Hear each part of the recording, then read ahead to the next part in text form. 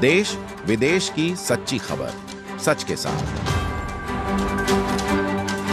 आप देख रहे हैं national India news. North Bengal के सिलीगुड़ी शहर संलग्न जलपाईगुड़ी जिला के गाजोलेडोबा इलाके में एक बीजेपी नेता गिरफ्तार किया गया है।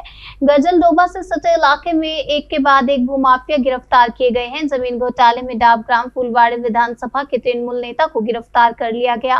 फिलहाल नेता पुलिस रिमांड पर है। मालूम हो कि वह इलाके के बीजेपी नेता है। बीएलआरओ रामगंज की शिकायत के आधार पर भोरेर आलो थाना पुलिस ने उत्तम रॉय को गिरफ्तार कर शुक्रवार को जलपाईगुड़ी कोर्ट भेज दिया है। আর একটা দোকান আছে, ওখানটায় আমরা রাতে ঘুমাতে যাই। রাস্তা থেকে পুলিশ দেখি থানার পাশে আসছি, তখন আমার মানে রাস্তা পাশ দিয়ে যেতে হয় থানার পাশ দিয়ে। ওখান থেকে হঠাৎ করে দেখি পুলিশ ওনাকে বলছে, উত্তমদা একটু আসেন, আপনার সাথে কথা আছে, বলে নিয়ে গাড়িতে তুলে নিল। আর আমি পিছনে পিছনে গিয়ে বললাম, কী ব্যাপার, গাড়িতে কেন তোলার, একটু কথা বলবো, বলে নিয়ে দেখি একদম গাড়িটা নিয়ে শিলিগুড়ি চলে গেল। তো আমি থানায় ঢুকে বললাম যে কী ব্যাপার, আমার হাজব্যান্ডকে কেন নেওয়া হলো, বলে কিছু না, একটু কথাবার্তা বলবো। তারপরে অনেকক্ষণ 1 ঘন্টা বসে আছি, বসে থাকার পরে বলছে আপনার হাজব্যান্ডকে অ্যারেস্ট করা হয়েছে। কেন অ্যারেস্ট করা হলো, কোন বিষয়ে, বললো কি এখানে সরকারি জমিতে আপনারা দোকান করে আছেন, তার জন্য অ্যারেস্ট করা হলো। তা আপনারা তো কোনো কাগজপত্র বা আগে থেকে জানান দেননি, বলে কি আমাদের কোনো ওটা দেওয়ার আইন নেই, আপনি কোর্টে যায় কথা বলুন। আর কে করেছে কমপ্লেনটা, বললো কি বিএলআরও থেকে। এই বলে পুলিশ বললো। তারপর থেকে আর তো করার কিছু ছিল না, আমি বাড়ি চলে গেলাম।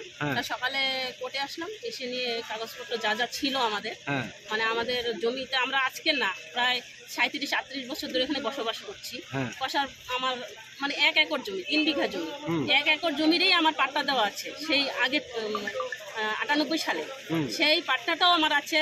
আমি যে দোকানটা করেছি সেখানে আমার ট্রেড লাইসেন্স আছে, আমার কমার্শিয়াল লাইন দেওয়া আছে, আর আমার কমার্শিয়াল গ্যাস, তারপরে আপনার চৌকিদারি ট্যাক্স সবই আমার করা আছে। তাহলে আমার এটা সরকারি জমি কি করে হয়? তাহলে কি করে আমাকে এগুলো দিল? বা আমার লোনও করা আছে ব্যাংক থেকে এই জমির উপরে। তারপরে আপনারা দেখুন গাজলডোবায় প্রতিটা এলাকায়, মানে আপনি খতিয়ে দেখবেন যে আমাদের শিলিগুড়ি বা টিএমসি নেতারা অনেক রিসোর্ট আছে, বিঘা রিসোর্ট, কোটি টাকা ইনভেস্ট করছে, তাদের জমিগুলো তো খতিয়ে দেখা হচ্ছে না। তাদের